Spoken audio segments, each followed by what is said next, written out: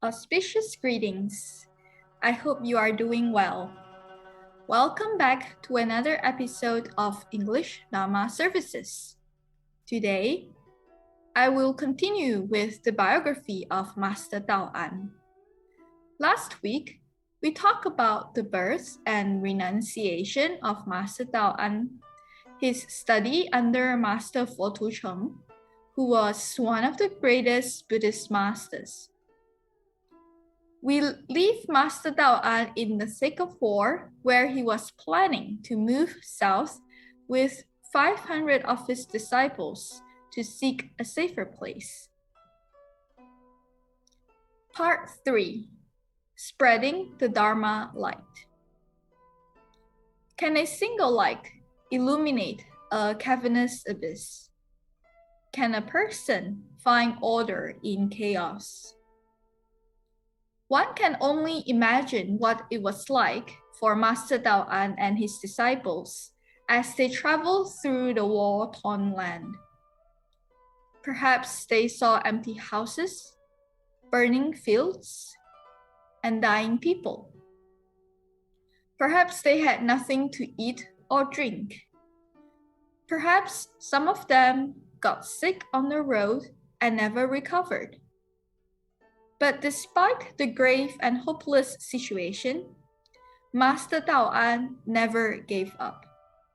Even in his travels, he engaged in Buddhist discussions with his acquaintances and students. He thought about how to propagate Buddhism and prevent the light of the Dharma from extinguishing. Perhaps it was precisely this great adversity that Master Dao'an understood that the Buddha Dharma is more important than ever. The Dharma is the light that will bring hope to a demoralized society. Master Dao'an looked at his disciples.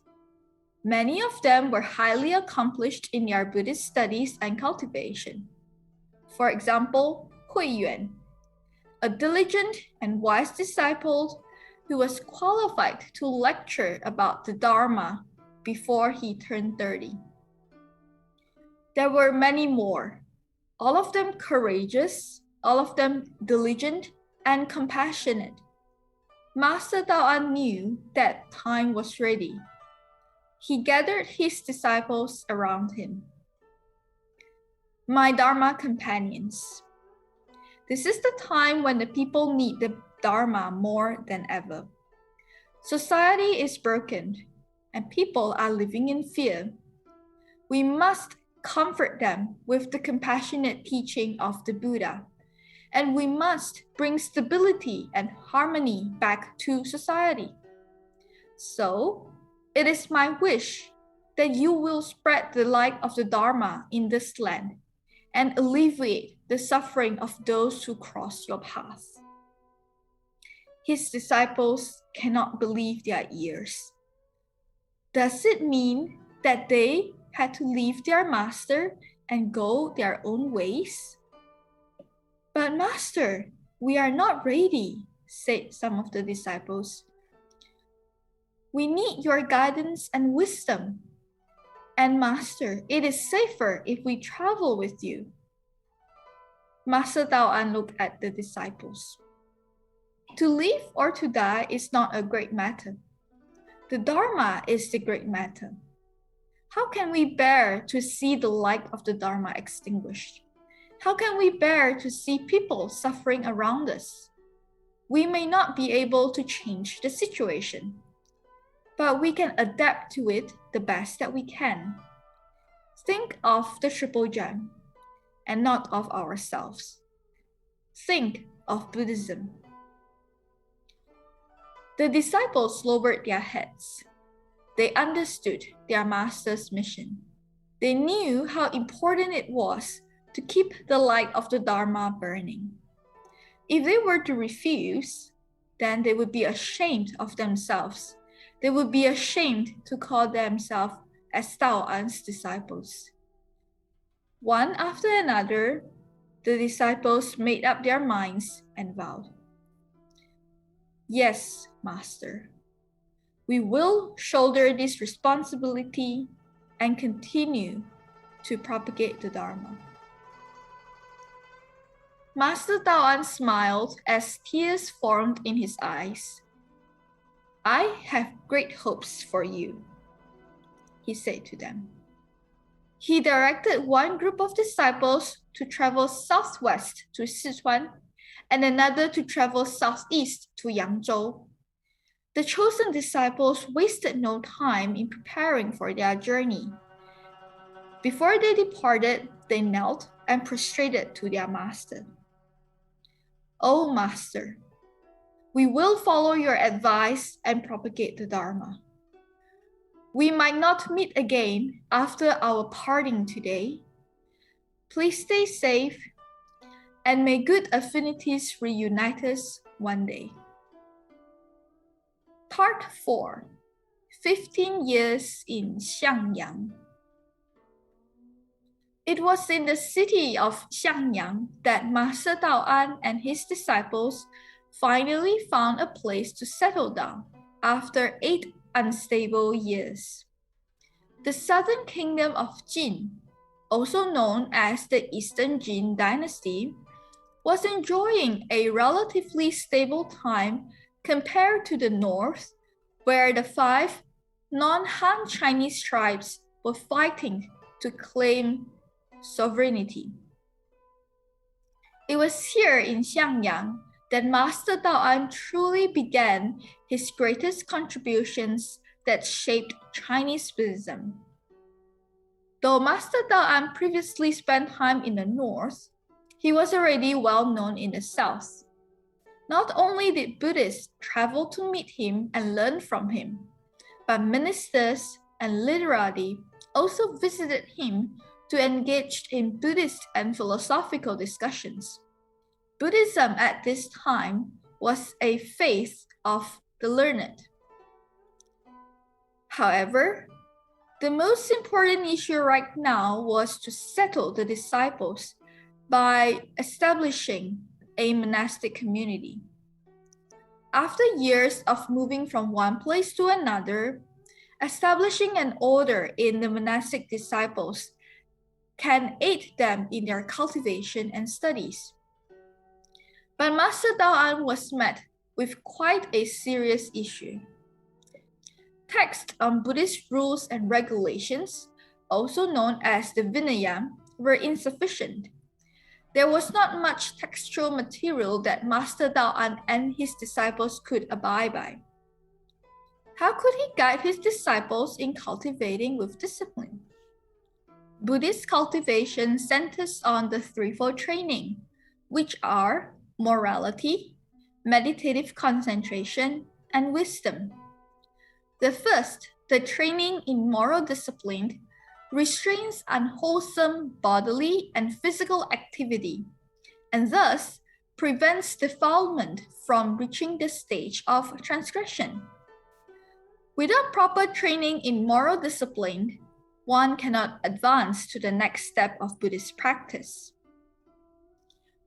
Hence, it is vital that Master Dao'an set a code of conduct for his disciples so that they could rely on it for their Buddhist practice.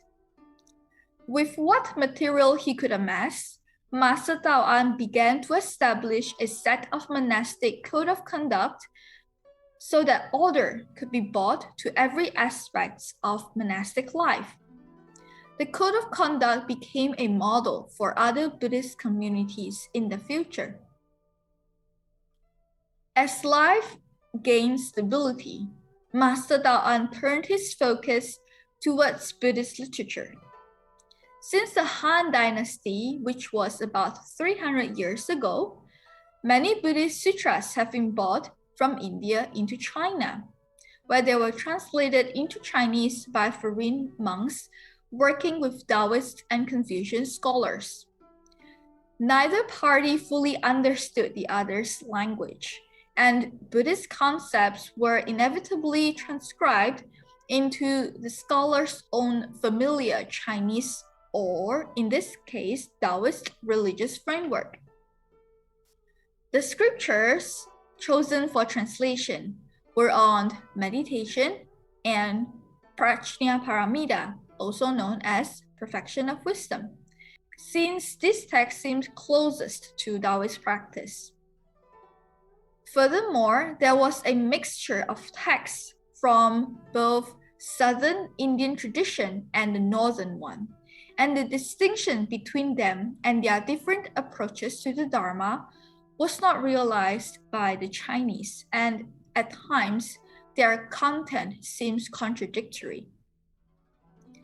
Furthermore, no records were kept regarding the names of those bringing in the sutras or of the time of their arrival. Details about these sutras were not clear, and there had been very little research. Furthermore, the translation into Chinese language from Sanskrit contained a high number of errors.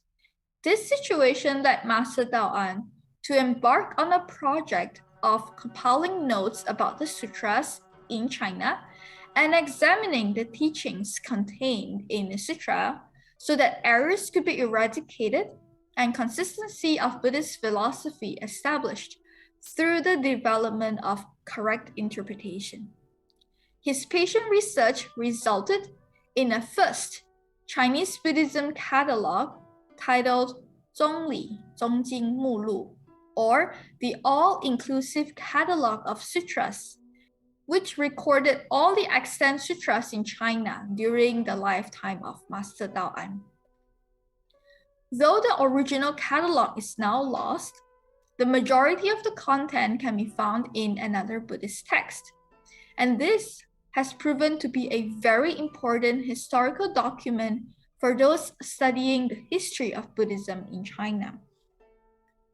Master Dao'an's mastery of Buddhist texts allow him to have a profound understanding of the Dharma. He would hold Dharma lectures regularly, especially sutras related to Prajnaparamita.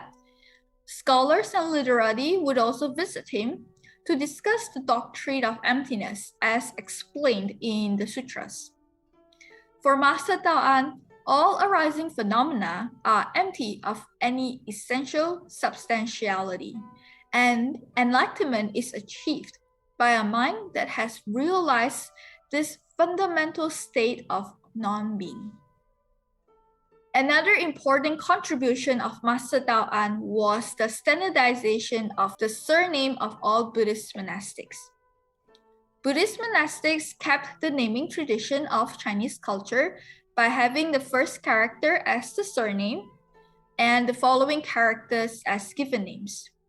Hence, many non-Chinese monastics who traveled from the Western regions and India into China took Chinese names instead of their Indian names.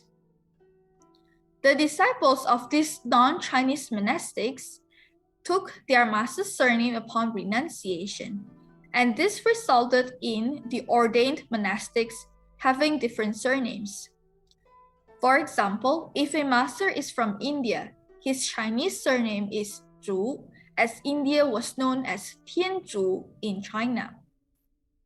If a master is from the Kushan Empire, his surname would be Zhi. If from Sogdiana, then Kang.